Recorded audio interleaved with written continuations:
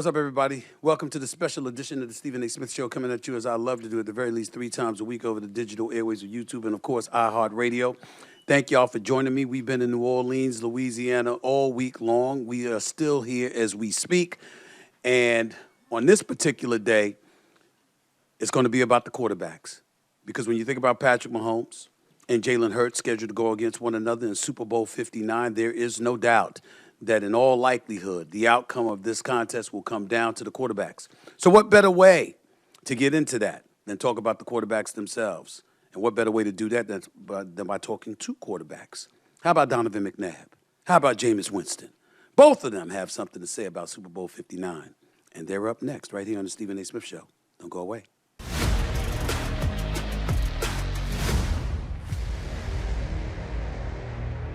All right, everybody, listen up.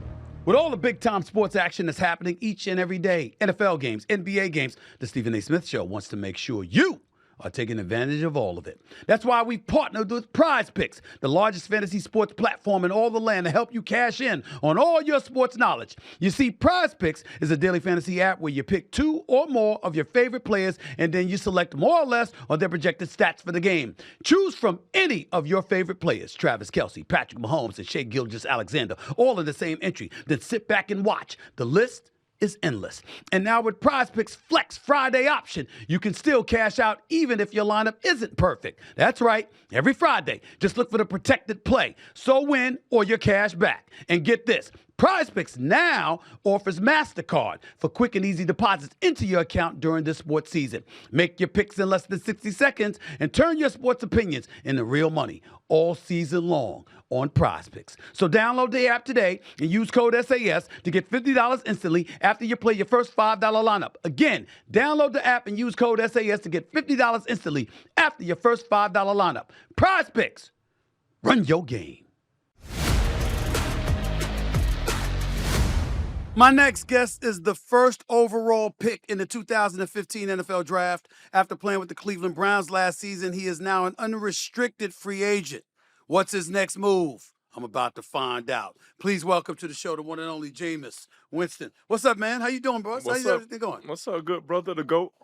My brother, what the hell is this that I'm seeing? You sitting there working for Fox Sports Digital at Media Day in the Super Bowl, interviewing Saquon Barkley. What was that? What was going on there? Well, man, I'm a Fox Sports correspondent. Okay. You know, just exploring different avenues that this profession offers, so I'm taking advantage of it. What kind of questions were you coming up with to ask Saquon Barkley? Well, one of my most popular questions was what his favorite color was, but it's the delivery, as you know, with everything. It's not what you're bringing, it's how you deliver it. It's how you deliver Yes, it. sir. So you thought it was pertinent to ask him about his favorite color. What did you think we were going to get out of that? Well, I was thinking I was going to get his favorite color, and that's what I got. Right. When you think about yourself being here right now, what is this feeling like for you? Because obviously the Eagles are here, the Kansas City Chiefs are here, Cleveland Browns are not, obviously so. What has it been like for you to experience this here at Super Bowl week? Well, man, when I first got signed with Cleveland Browns, I had a paradigm shift, not really a paradigm shift, but I started spending time in meditation and prayer and writing that I was going to lead the Cleveland Browns to Super Bowl 59, February 9th, 2025 in the New Orleans Superdome because I just was here in the city. Like, that's something I wrote down every single day. But the Lord works in mysterious ways. I didn't know that he was going to bring me here in the Super Bowl to be a Fox Sports correspondent, to have all this media energy and have all this media attention. So in essence, like, this is kind of a media Super Bowl for me. It's unfortunate because I want to be in the real thing. I want to be in a real show. Like, I don't like the facade of everything. I want to be playing in the game, but I'm very happy for these two brothers that's in the game, and I'm looking forward to continue to work with Fox and put on the show. How have you felt about your career and how it has gone? You come into the league in 2015. You start off your career, I think, first 5 years in Tampa. You end up spending 3 years in New Orleans. You obviously been in Cleveland over the last year or two. How would you describe your career in your words? Obviously, I'm very grateful for my career because it was my dream to be an NFL quarterback. Sometimes I look back and say, like, Lord, I should have prayed more specific. It should have been to be an NFL Super Bowl winning quarterback because my career has not gone no way, shape, form fashion the way that I wanted it to go. But I think that's something that's unique about me because I'm always able to see the good in everything. I believe I have been very dominant in terms of throwing the football, passing the football. I feel like I have been very exciting in terms of giving the fans a great experience to see. I do not feel like that I've been to the caliber that I can be in terms of a team trusting me to be their franchise quarterback because I have all the intangibles. I know I prepare myself better than anybody, but now I have one thing that I need to eliminate. And now you think I'm going to talk about interceptions, but I'm really going to talk about winning because when you win, they can't do nothing to you. When you win, you got me because I damn sure was going to bring yeah. up the interceptions. When That's you, exactly where I was going. I know exactly where you was going. Right. But I think it's winning, man. Like I've never lost in my entire life until I really got to the NFL. So that has been challenging for me, and I went through stages of growth.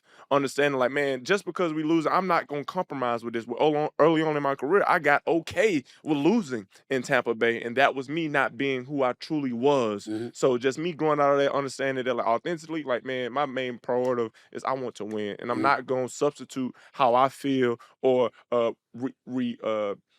would say um suffocate my emotions and competitiveness of winning for anybody else. I was going to bring up the interceptions. You're absolutely right because I've never recovered from the 30 that you threw in 2019. I've always held that one thing against you. Yes. But I held it against you because I'm like, he can really play. He can throw the damn football. He does have the intangibles. He's not a scrub. His brother can play. We saw what you did at Florida State. We know who you are. Why is it that this one impediment continues to plague him? Why do you think that is? Because you're smart. You sit up there and look at it. Why can't he overcome this one malady? How do you answer that question? Yeah, well, some of the best years in my career where I protected the football very well, I've had guys that have allowed me to just truly be who I am and not found a way to protect me from myself.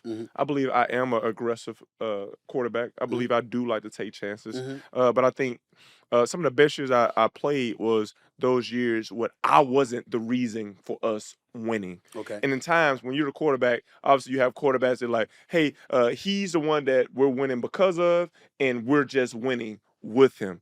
In times I want to be that quarterback that we win because of. But throughout the course of my career, like it's certain opportunities where the team really don't need me. They just don't need me to mess it up. Right. And like me, I want every opportunity. I want to take on every opportunity. So understanding how to not mess the game up is something that I'm still learning, and I got to keep getting better at that, bro. What do you say to somebody that says you're 31 years of age? Yeah. You should know by now. Right. How do you respond to that? Well, I would tell them, man, like being an African-American quarterback from the state of Alabama, I've always was very pass-centric. Everybody always tried to put me in a bubble about being athletic. So I always wanted to show people that I can throw the ball and throw it with the best of them. So that's a mentality that I've created over time that I'm still learning how to, one, evaluate my personnel, right? Making sure that I'm throwing to guys that I trust, right? Making sure that I'm throwing to guys that I know is going to be in a specific place. Me evaluating my defense, knowing who I can attack because I'm not scared of anybody. But one thing I'm starting to learn is like you can be confident in what you got, but you also have to have a certain level of fear, that fear of messing the game up for your teammates. So age, I know age is a big thing, man, but I know I can play, and I think that's all that matters. Well, 31 ain't old in today's NFL. You got a decade to go as far as I'm concerned, considering some of the quarterbacks that are still playing this game. But listening to you, I wanted to peel beneath something that you alluded to. You talked about being a black quarterback from Alabama. And you talked about essentially debunking stereotypes. In other words, you know what? They can't really throw. They're athletic. They can run with the football, etc. Did it ever occur to you that one of your biggest problems might be that you're not an asshole? That you're one of the nicest guys? You're smart.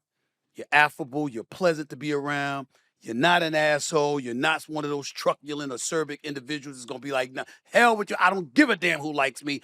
Did it ever occur to you that you might be too nice? Oh, yeah, for sure. And that might be the thing that's holding you back because you want to please everybody. Could that be it? Yo, that's definitely it, man. Like for the beginning part of my career, I was in this people-pleasing business, man. Me and my dad used to go back and forth about, you don't got to prove none of these people, man. You just got to show up, win, and show out. But when I first got into this league, man, the aura that was around me was a negative aura, man. So I came into this league, man, trying to show people who I truly was, trying to show people that I'm not a bad guy. I'm not who you hear Right. about me in the media. And that was outside of my element, because you don't have to show nobody who you really are. You just be who you really are. But the youthfulness that I had, I thought that I had to do that. I thought that I had to be in the community all the time, making sure I show people like, man, I love my people, I love my community, I love my kids. You know, I thought I had to be up in my teammates' faces, telling them, man, like, come on, let's go, don't worry about that. We gonna get this, and that. But at the end of the day, being nice is a thing. I do believe that I'm called to be the salt of the earth and the light of the world. I do know. I know my faith has brought me to where I'm at now. But I think you're exactly right, bro. I am too nice, man. I am too. I do focus a lot on other people's opinions more than my own self sometimes. And I got to tell you, you and I haven't seen each other in a while. Yeah, for sure. I know we saw each other in Tampa years ago when we came to Tampa. I know we saw each other another time. I forgot, you was reminding me before we went on the air. But that's the only time we've really seen each other face to face. Jameis, you seem like the same dude, bro. Yeah. You seem like the same nice, lovable, affable dude. The same look on your face, same personality, same niceness, the kind of things that you're alluding to. It's consistently you. I'm not telling you to be something other than what you are, but what I'm saying is, when you're the quarterback of a National Football League team, sometimes you got to make cats scared to mess up just as much as you scared to mess up. Because if you nice, they can always defer to you as being the one to blame, or the one who will forgive them easily for messing up. Shit, that's my career.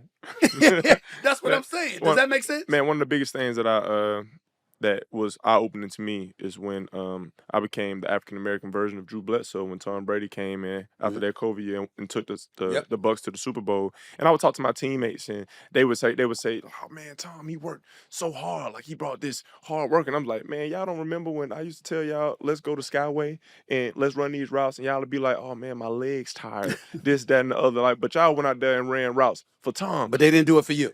Some of them Right. didn't do it for me. You know what I'm saying? And like, and that comes from that, again, that complex of like, man, we kind of like, we know Tom will get in our butt if we not out there. We know what Tom expect for us. But Jameis, you're okay. You'll say, okay, I go to somebody else. You won't sit there and quote on like, you ain't show up to the throwing session. Why you ain't show up to the throwing session? Because I'm not like that. I feel like I'm a servant leader, and I believe I can do it in a different way. But I do think it takes that certain level of sternness and accountability from my other teammates to require success. So with that being said, is it possible that what plagued you coming out of college and this innate belief that you had to prove yourself to other people back in 2015 when you first entered the NFL is something you still haven't let go of? Yeah, well, it's something that I'm consistently working on, because you have to address your past before you can move forward in the present. But what I am doing, I'm focusing on where my feet at now and addressing the things. One, being accountable of my mistakes, being accountable of how I have played in this league. And I think that's one thing I think people respect about me, because I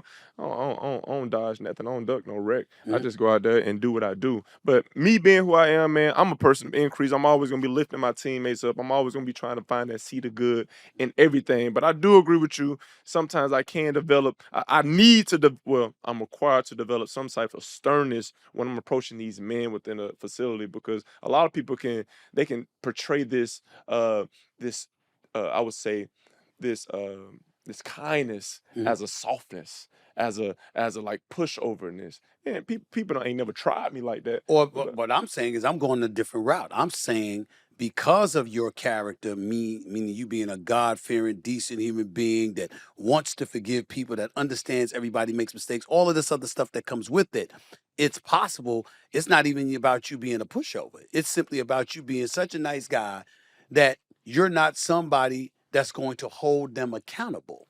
So they don't have the fear of accountability, because that's what it comes down to. And now, when you look at your career, where do you go from here? Because you're still that nice guy. Yeah, well, I go from more about focusing more on myself.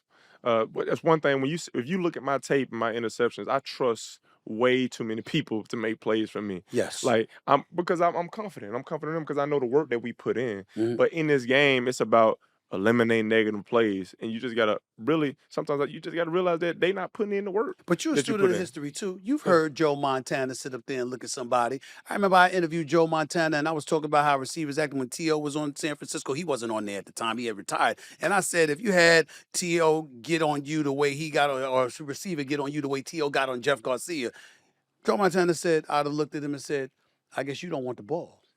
You see what I'm saying? You look at Tom Brady, you supposed to run this route. You don't run the right route.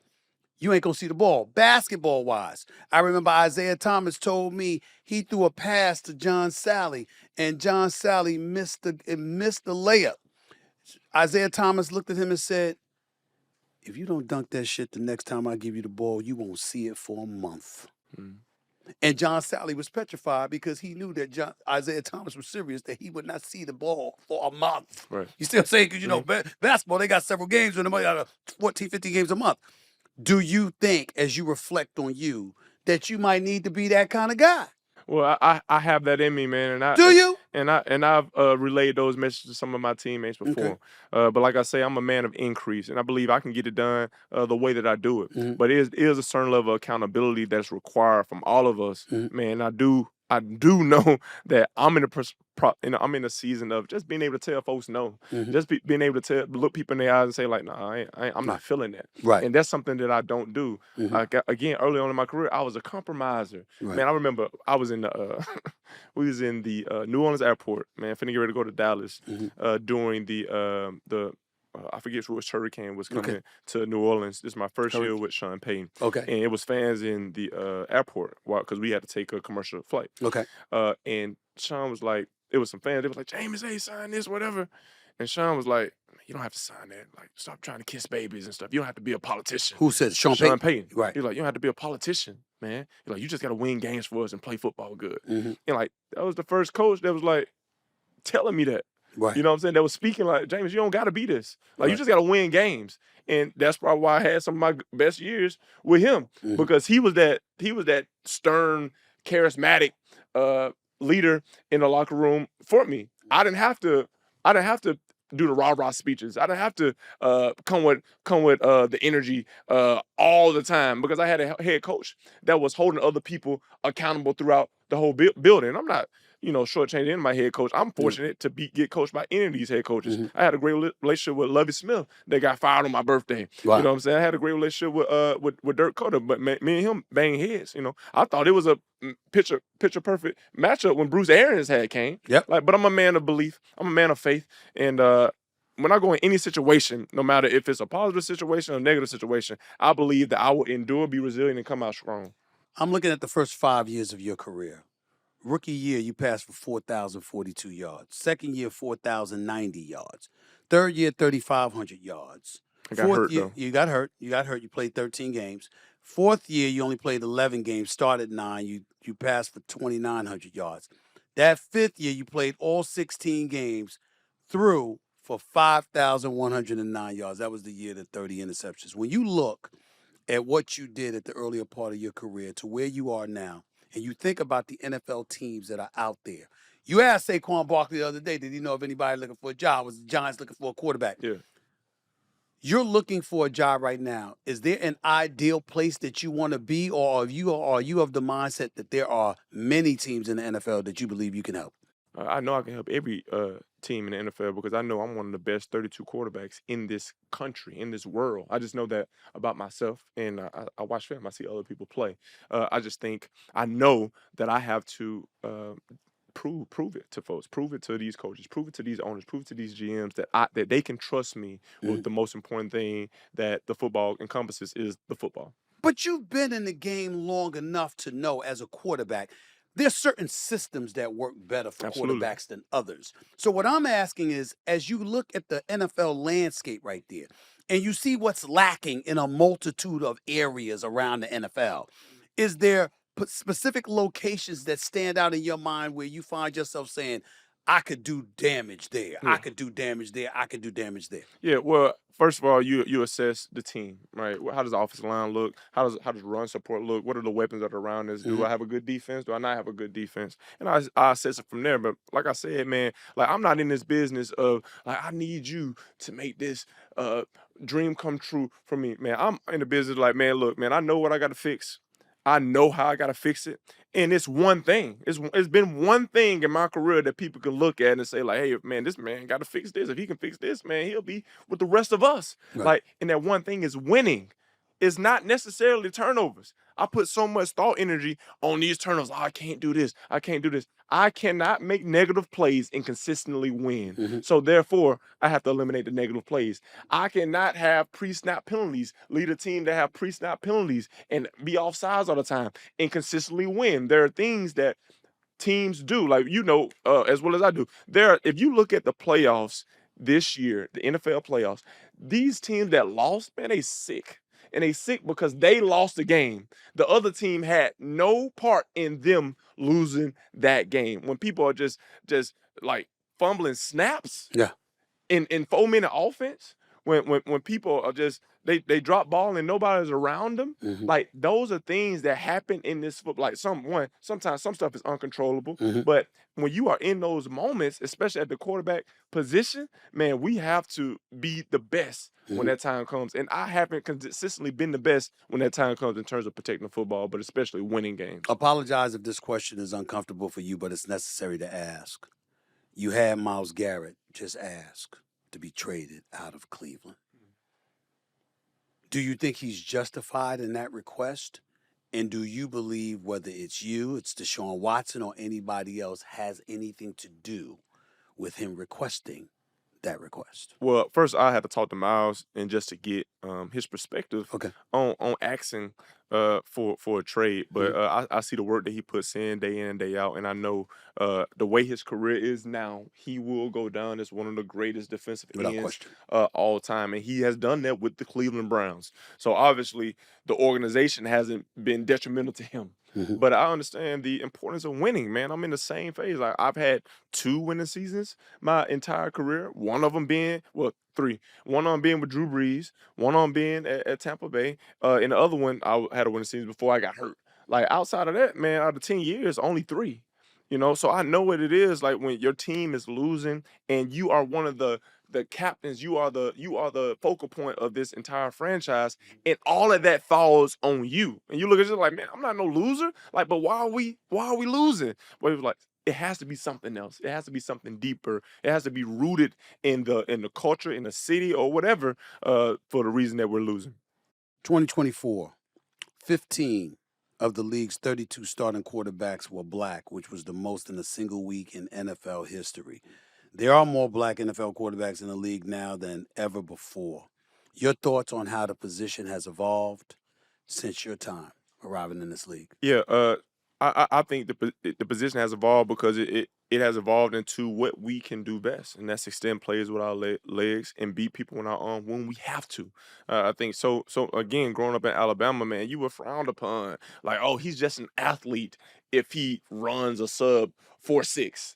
If he scrambles if I scramble in the game, oh, he's just an athlete. He can't play quarterback. The quarterback position was defined as like someone who can lead the team, who's able to get all the troops together and they follow him, right? But when it came to us, that wasn't the case. Like, they're not able to lead, they just can win with their legs. So I'm so grateful for the people like Michael Vick, Cam Newton, people in my generation that were paving the way, Donovan McNabb, that were paving the way for me consistently, Steve McNair. But it's even more because if you look at the old greats, the Doug Williams, the Warren Moons, the James Shaq Harrises, these people were doing it in a pocket, right? And they try to neglect those people when Warren Moon is still the only African American quarterback the Hall of Fame, right? And he had to go to Canada first, yes, he did, before he came into the NFL. So we have always been present, but I think now with the advancement of these offensive minds who aren't looking at guys and judging guys like, can they fit in my offense? Like, what am I going to be able to do? And when I came in the league, it was pretty much that. It was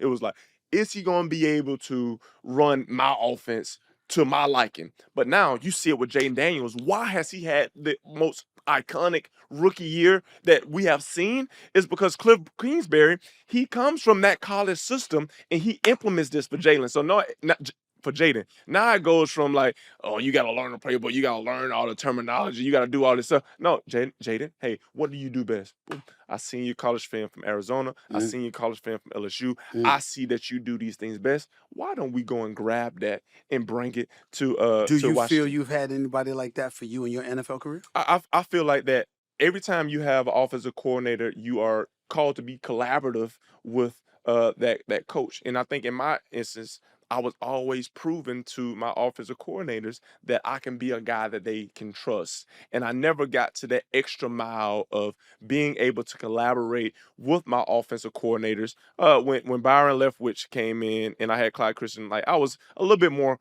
collaborative. I feel like Dirk Cutter is one of the best offensive coordinators that I've had in terms of his preparation, in terms of his strategy. But I feel like me and him really didn't see eye to eye what was my personality or what his personality. So we didn't really have collaborative things. I just executed his offense to the best of my abilities. Now, when I got with Sean, he was coming from Drew Brees. So he was like, hey, man, you got to prove to me, one, that you can play quarterback at a high level. And two, you got to show me that you can win football games. I did that with him. Then I got hurt. And then the rest was history. Dennis Allen became my head coach. And he ain't never believed me anyway. So, and then when I got to Cleveland, man, the same thing. Like I go to Cleveland because Kevin Stefanski just won 11 games with 5 different quarterbacks. And then when Deshaun get hurt, he called me off and say, I ain't calling the plays no more. I'm about to give it to Ken Dorsey. And I was like, okay, like, well, I'm going to compete. I'm going to do whatever the best. But you wish he had kept calling plays. Man, absolutely. And I shared this with him. And I was like, Coach, like, man, Coach Ken just got here, right? And we brought him in for Deshaun. Right. Like, he is for Deshaun. I came here for you, right? Because I saw what you have done. I witnessed your offense. I've seen quarterbacks be efficient. Like, I'm talking about Kirk Cousins. Baker Mayfield had some of his best years with Kevin Stefanski early on. Like, he took the Browns to the playoffs. Like, seeing Joe Flacco come in and light it up last year. You know, obviously he's a Super Bowl winning quarterback. But even, like, shout out to my dog, PJ Walker led the team to beating the San Francisco 49ers last year. Right. Like, these are things that I know he's a great head coach. He's a 2-time coach of the year. And then when stuff hit the fan, now it's like, I gotta do what's best for me. And I think that's the thing where I have to start getting into that space where, like, man, I have to start focusing on what's best for me and stop exerting all my energy into trying to look out for other people's best interests. So if you do that, and that involves picking another team in the National Football League, what message would you like to send to an NFL team that's looking for a quarterback right now? Yeah, the message I would like to send for any NFL team, man, is like I'm willing and able to win. I understand the importance of ball security. I know this first and foremost, man. But if you looking for somebody that has the winning in their DNA, if you look at somebody that can really rally the troops and get people to fight, not from just a bullying standpoint, but from an inspirational standpoint and from an action standpoint, I let my actions speak. I lead by example. I'm the first one in the building. I'm the last one to leave. My preparation is unmatched. So I'm willing and able to do whatever it is required to be a Super Bowl winning quarterback. But what that does, that requires trust. That trust has to be earned. But I want someone to actually give me a chance. Give me a chance to dedicate their time and energy into, like, man, how can we allow this guy to be his best? And the best you're talking about somebody, let me interrupt and interpret. I'm sorry to interrupt you. You're basically talking about somebody that looks at you and says, look, I'm going to give you a fair shot. I actually believe in you. Not somebody that settles for you. Not somebody that tolerates you because of whatever circumstances exist. Somebody that looks at you and you know by looking at them, they believe in me. I got to show up and produce for them. For sure. That's basically what you're saying. Yes, that's basically what I'm saying. Like, hey, man, like, okay, you my guy. I'm going to give you an opportunity to be my guy. Let's surround you with everything that you require, right? And let's involve you in that process, right? Let's go back and look at your top 10 concepts, right? Let's make sure that those are in, right? Let's go back and see, like, how you extend plays, like what type of receivers have you had success with, and let's put that together, and then we're gonna give you a shot. Now, if you screw that up, now we have a reason to go ahead, wipe our hands with you, and then let you go. But man, I just the accessory that I am to a locker room in general is contagious, man. Like when you look at how our Browns locker room was, man, like I'm a solution oriented guy. Like when you are in going through the length of a season and you're losing, like that is a recipe of disaster. People start looking to clock out. But when you have someone like me on the team, like it's not that, because we all in, and it's a certain standard because we get paid to do this. No matter if we going out there and losing, no matter if we going out there and winning, we get paid to give our best. And I want to be more on the winning side than that losing side, man. I'm tired of it. Before I let you get on out of here, because I know you got to go, and I really appreciate your time, man. Really thank you for being here. You get a chance to watch any college football? Man, I did. Cam Ward, Shador Sanders. Who you going with? Man, I'm a big fan of Shador. I'm a huge fan of Shador just because over the course of his life, we watched this kid show up and show out, man. I remember when Deion had a show showing their high school football team. Yeah, right. So we saw him, man, and I think in today's NFL, you have to have a quarterback that is poised in all circumstances and that has dealt with some type of adversity.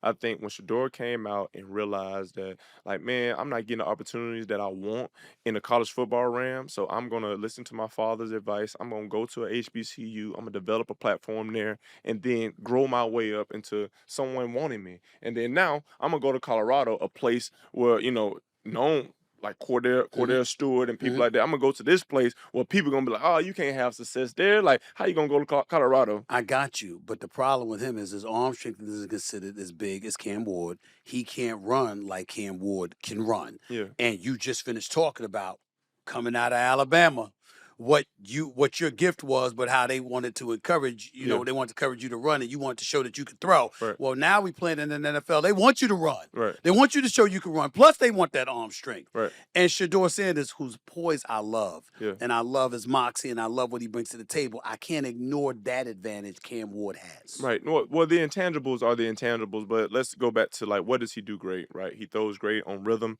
He's a very accurate quarterback. Talk about Shador? Talking about Shador. Okay, he throws great in rhythm. He's a very accurate quarterback. So how about you go with, hey, coaches, offensive coordinators, a couple offensive coordinators that don't require a superstar quarterback. Some of them might be in the NFC. They don't require that, and they develop a scheme around them to get the ball out of their quarterback's hands on time. They don't put their quarterback in high pressure situations because they have a good running game, and they escort their quarterback all the way up to to championship games, and then they show, now quarterback, you're on this big stage. Can you make a play for us when it matters most? And I think Shador has more intangibles than a lot of other guys. Like, not everybody can throw the ball 80 yards. Right. Not everybody has a cannon, but we've got guys in this league and guys that have had success in the league. I look at it from like this. Drew Brees, who was electric. Like, I grew up watching Drew Brees from 09 to 18. Right. 18 was the last year where he really was stretching the ball down the field vertically and picking people apart with his arm strength. And then as I continue to watch film on Drew Brees, he started to just do it with his mind. And I think Shador is far ahead of a lot of quarterbacks, especially coming out of this draft, mentally. Like, he's trained with Tom Brady. He has surrounded himself with guys that does the job the right way. So I know he has the mental makeup of a quarterback in this league right now, despite his limitations. I know his work ethic. I know his daddy. His daddy is all of our favorite two-time athlete, like, of all time. So I know the preparation that he's going to put in just the pedigree that he comes from, that he's not going to get to this league and be slight or not give everything because he got a name to live up to. Cam Ward, on the other hand, man, he's very talented. I think he's done a lot of good stuff. I don't know his makeup. I haven't studied more. I haven't seen him, right? I saw him do his thing in Washington State. I saw him come down to Miami and obviously ball. But I think in today's world, you have to see quarterbacks that have went through adversity. And I think that's one thing that the NIL in college football allows you to see with these quarterbacks. When you look at Bo Nix and Jane Daniels from last year, Bo had to be told, like, because he's from Alabama too, Bo had to be told, Bo, I mean, I know you Alabama's greatest, but, man, you had to go somewhere else to show us that you really can play. Because Alabama, like, they counted him out. That's right. They like, he's not there for us. He went through that adversity, went to Oregon, stood out, and came. Look at Michael Penix. Michael Penix, they out. He's 24 years old. Man, he has some ACL injuries. He had to overcome, man. He was at Indiana. He didn't do nothing in Indiana. Went to Washington, showed them, man, I came through adversity. Now, man, like, this guy looking like freaking Steve McNabb back there in that pocket. Yeah, right. And Jaden Daniels. Man, I had the opportunity to sit with Ryan Clark, Mhm. and his son was Jaden's Yeah. teammate in Arizona State. And to hear the stories of how his teammates now at Arizona State was throwing stuff out his locker when he went to LSU, talking about he ain't gonna be nothing, he ain't gonna be that, and then him to go to LSU after knowing the adversity because he's a West Coast kid Mhm. to win that Heisman Trophy and to come and have one of the most historic years in the NFL. It is required for you to have some type of adversity because if you coming in the league at 24, 25, 26 these days, it's required for you to have to go through some type of adversity so we don't have to go through the growing pains if we do choose you to be our quarterback early on in this process.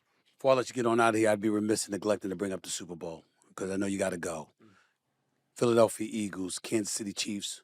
Who's going to win this game, and what is it going to take to win this game? Well, I'm not gonna give you a pick on who's gonna win this game, but I'm a person about the trenches, man. Kansas City has one of the most dominant defensive linemen in this league, in Chris Jones, and he lines up all over the place. So they're gonna be trying to find different ways to get him matched up against any Eagles offensive lineman because it's a brick wall up front. Let's just be real. And Steve Spagnuolo does a great job of designing pressures to attack soft spots of the Eagles offensive line, but their main focus is gonna be to eliminate Saquon Barkley from getting to the second level. And I think in not Cleveland, but the Kansas City's defensive line where Chris Jones has the opportunity to wreck an offense by the offensive coordinator just calling the play and they not knowing what 95 is going to be. So it's going to be a few plays where he's just going to make plays because it's a mismatch. Where on the other side, Jalen Carter, he primarily lines up on the right side. And with Creed Humphrey and Trey Smith, who is looking for that big payday, he's going to have to show up and show out and show that he can consistently beat Jalen Carter because he's going to line up on the right side. The Eagles are simple. That you know what they're going to be in. You know what their players are going to line up. It's just about out-execute their team. It's going to start with the trenches. It's going to finish with the trenches. If the Eagles dominate the line of scrimmage and win the point of attack, they will win this game. If Kansas City continues to do it because they find a way to win every single game, if it's a high-scoring game or a low-scoring game, we know if it comes down to the crunch, Kansas City has a magical formula to win close games when it matters most. You know, you said you were a winner. You didn't know anything about losing until you got to the NFL. I think it's appropriate to bring this up. Thank you for being on the show. Former Heisman Trophy winner. Thank you, Former brother. national champion. Yes, sir. We need to remember that. The Yes, one sir. and only Jameis Winston right here with Stephen A. Appreciate you, man. All the best to you. And I hope you land someplace with an offensive line. Yes, sir. Thank you. But Good Lord have mercy. It doesn't matter what you can do if you don't have an offensive line, Jameis. No, don't go any place that they don't have an offensive line. Just don't go. Yeah. Just don't go. No, that's why I told you. It's about the scheme. It's about who we got. All right. Yes, sir. Thank you, man. brother. No Thank doubt. Thanks again to the wonderful Jameis Winston. That was an absolutely wonderful, wonderful conversation. I'm really going to reflect on that. I have no choice. That was a great conversation. I got another one coming up. His name is Donovan McNabb, the former star quarterback for the Philadelphia Eagles, who took them to a Super Bowl berth against Tom Brady. Now it's Jalen Hurts against Patrick Mahomes. What does D-Nab think about that? We'll find out next, right here on the Stephen A. Smith Show. Don't go away. My next guest spent 13 seasons as an NFL quarterback, 11 of those years with the Philadelphia Eagles, where he took the team to Super Bowl 39. It's always good to get his perspective, at least in the eyes of some of y'all. To me, he's a damn nightmare. Nobody clowns me more than this dude. Nobody gets on my nerves more than this guy. He's always messing with me. But I miss him. The one and only Donovan McNabb. What's up, my brother? How you doing, man? Well, that wasn't on there. Well, All that extra stuff. Well, I'm extra. I can be extra. That's who I am. That's who I am. I can be extra. I'm Stephen A. You just gonna drop the mic like that on me right I now? can do that. We I can just do that right started. now. We We just started. You know how you are. You done I might as well beat you rolled to your it. cufflinks up to your biceps. Now you want to show off the pattern and look all stylish. Well, I am in better shape. I ain't as thick as your ass is. You know what I'm saying? But I'm in better shape, Donovan. So listen, man, we got Super Bowl 59 here. We got the Kansas City Chiefs, your former team, the Philadelphia Eagles. Kansas City coached by your former coach, Andy Reid. Being down here for the Super Bowl, tell us what kind of memories it brings back for you personally. As a player, As a player. at that particular point, you know what? It's the excitement. I think the anticipation of the actual game. You know, when we went back in '39, it was the excitement because we finally got over the hump, Mhm. and so it was more of the the drive, Monday, the Tuesday, the Wednesday, and you just like, let's get to the game. And Mhm. so now I think for a lot of these young guys, and they do a great job, the NFL that is, of the week before where you can get the tickets and travel Mhm. and hotels and all of that out of the way Mhm. and focus just on football on the Mhm. game week. And so the excitement kind of really builds up by Friday. Is it possible to get the damn ticket issue out the way? Because I'm Ooh, no, imagining no matter no. how many requests come in, they don't stop. Well, you know how black families are. It's always, Uncle Tim and That's right. and you can't forget about your cousin. That's right. Remember your cousin grew up with you when you were 6. She lives out there. It's like I ain't seen her since I was 6. That's Like, right. but I think for it's hard because of that, the demands. But then you have to block it out and focus in. And then the excitement of the game is just basically like almost an extension of the NFC Championship. When you think back to your experiences, how much did the week leading up to the game affect your performance during the game, if at all? Just a I don't random think question. at all. Right. No, not at all. And the whole thing is when you're in the game, you're focusing in at the time. Mm. Like time matters, and it's the play clock. It's the actual play, getting the ball off on time. Mm. It's throwing it with timing. It's making the right checks, making the right reads, protecting the football, and at the end of it, trying to get a first down, Mm. trying to get a touchdown. And so it's the mistakes that mount up. Mm.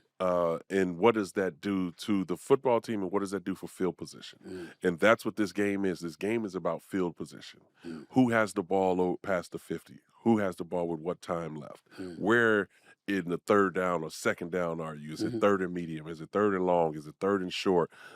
That's what decides on whatever play is coming in. Mm. How are we going to execute it? Do you have a shot at the touchdown, Mm. or is it just to get the first down? Do I have enough time to get the ball out? And so those are things that you're thinking about come game time. In all the years I've known you, I've never asked you a question I'm about to ask you.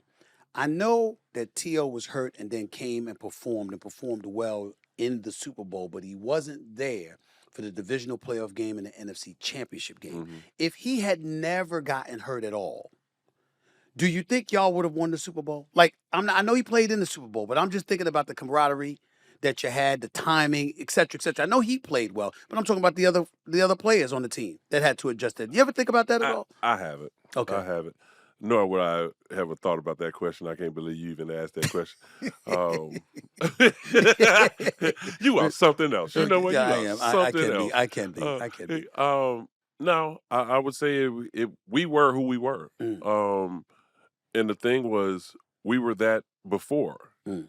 And then it was an added dimension. Right. So remember what we did that during the course of 10, 11 weeks. Right. Like with him.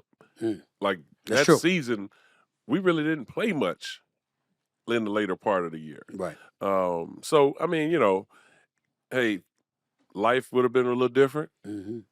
but I can't complain. How much different would your life be right now if you had won that Super Bowl and we were saying Donovan McNabb, not just a great player, but Donovan McNabb, the Super Bowl champion? I would have made it to at least the 8 or probably the final selection of the Hall of Fame. Mm. I might be in the Hall of Fame right now. Because then I would be looked upon as a true Hall of Famer, which in a lot of people's eyes I am. I think you including are. myself. I think you are. But I think I would definitely have made it further in the voting for Hall of Fame. Let's go back to the Super Bowl right now. When we think about Patrick Mahomes, we think about Lamar Jackson, we think about Josh Allen, we think about Joe Burrow, etc. In the words of a quarterback who played at a high level in the National Football League, what does Patrick Mahomes have that none of the other quarterbacks have? Super Bowls. I'm talking about his abilities because the Super Bowls are obvious. He's a champion. I mean, he has great arm talent. He's a game breaker. He's a playmaker. He's a leader. He's everything that you see in a lot of these other guys. It's just that it's like Tom Brady. Tom Brady wasn't the best athlete. Tom Brady wasn't probably at some point he wasn't the best quarterback, but he was a winner. And that's what he is. And ever since he became a starter, and I'll take it all the way back to when he started in Denver in place of Alex Smith that year. That was to get Alex some rest. get Patrick some reps. And I think he threw for about 250, 275 in that game. To the point where that's when Andy knew what his future was. And Alex knew what his future was. Right. And so now you're talking, what is this, 8 years for him now? 7 years. He started, but he's been a starter for 7 years. Been in the league for 8 years. Been a starter the last 7. And has been in the Super Bowl 5 times? And been in the AFC Championship game every single year. And to be honest with you, and I just had this conversation in an interview, D Ford was lined up off sides by an inch. And he looked over at the ref, and the ref usually would tell him, slide back. But the tackle was lined up off sides for New England. You know what happened on that play? What? Interception. Tom threw an interception, which he would have went to the Super Bowl that year. Wow. So now we're talking every year he almost going to the Super Bowl. Because when he went to the AFC Championship his first year, that was just one particular play by the referees that could have been, hey, slide back. Usually they tell you that. But there was no notice. And he lost in the game. Let's talk about your team, the Philadelphia Eagles, from this respect. You got Jalen Hurts. Saquon Barkley is spectacular. Right. What would your Brian Westbrook was that dude. I know he's a about bad to say, brother. don't do that. He was a Don't bad do brother, that. but Yeah. Saquon Barkley is Saquon Barkley now. Okay. What's it like? I mean, what would it have been like for you to have Saquon Barkley as a running back? I had Brian Westbrook. So you're just going to be like that, right? Mhm. Yeah, I know Brian I had Westbrook Brian is a bad brother. He didn't run for 2,000 yards, man. But he had over almost 3,000 total, all purpose. Yeah, that's true. It was only two at that particular time in the game, him and LaDainian, that was doing it like that. What do you think, rather, Saquon Barkley needs to do in order for the Philadelphia Eagles to win the Super Bowl? I think they need to run the football about 30 to 32 times. I'll say 35, including Jalen, to keep it balanced. Because what it does, it now sets up the play action game where Dallas Goedert has to be so effective in the middle of the football field versus their safeties and linebackers. And when you're running the football now, that keeps the safeties and the linebackers aligned where now they have to stop run first instead of dropping back in zones. And so if Spags decides to blitz and they do decide to run, now if the tackles and guards can push out and open up a hole, that's a home run right there for Saquon. So what it does now, and what everybody has seen, the effectiveness of this offensive line and what they can do to establish the run game and open up holes, if they can establish that line of scrimmage, now that opens up opportunities on the outside with man-to-man coverage with AJ and Devontae. Do you think the Philadelphia Eagles offensive line would be able to do that? They're number one according to Pro Football Focus. They average 6'6", 328 pounds. You would think they should be able to maul any defensive line, even if it is that of the Kansas City Chiefs. What are your thoughts about that? Jones is a problem. Chris Jones. Yes. And so that's Mekhi Becton, and that's Dickerson. And if you're not healthy enough, he's going to move you. He's going to move you. So we've seen what happened with San Francisco when they were running the football. Had some effectiveness. But then when the play needed to be made, can't stop 95. Have we talked about Kansas City's defense enough? No. What should we be saying about them? Timeless plays that they make in the course of the game that changes the game. If it's from the D-line or if it's from their safeties. Their safeties are ball hawks, but they also come down to stop the run. I think Reed is probably one of the unkept heroes, like that they don't talk about much. But he does a great job on their defense. And Spags is Spags. Spags is always going to put them in position. We know about McDuffie. We know about Reed. We know about, Jones. But they have a lot of heroes on that defensive line and linebacking core that make big plays. What was your relationship like with Andy Reid when you were playing? I didn't like him. You got I'm me. joking. I know you joking. I'm joking. I know Hey, you see love your that face. man. I'm You like, see- what? you see I him- know you love that man. I'm No, like, listen, that is my guy.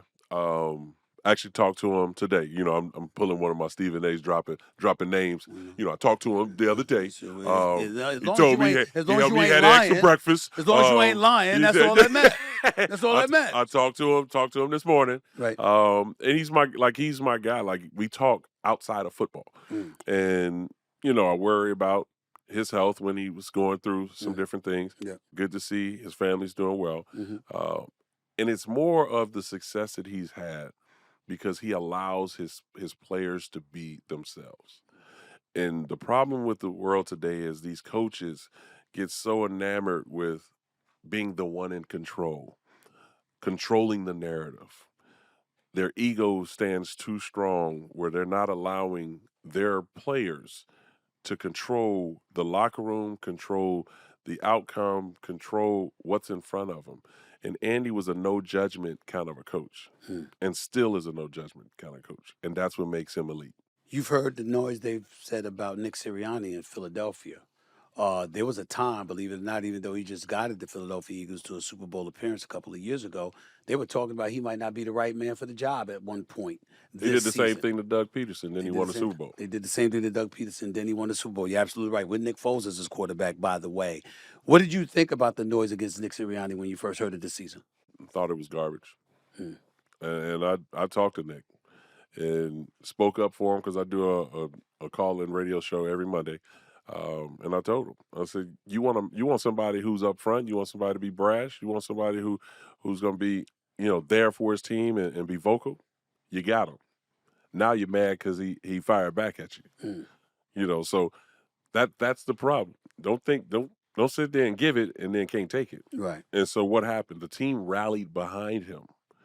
And all of a sudden, he pulled off a win streak of what? What they went 12 in a row, or basically, or something like that. 9 in a row. Yeah, you know what I mean. And so that shows a lot about the respect that they have for him in that locker room, because Nick is just being Nick. And so when you fire at him, he's gonna fire back. He's a human being too. Just like when people come at you, Because what mood I'm in, I'm gonna hit him back. Yeah, see, I thought your mustache would grow a little more. I've been cutting it off a little bit. I've been shaving myself. I didn't go to my barber, and I did try to do it myself. Now we gonna blame it. I'm blaming myself. So basically, you're saying you messed it up. I messed it up, but I can afford it. I have room to grow. Anyway, listen, man.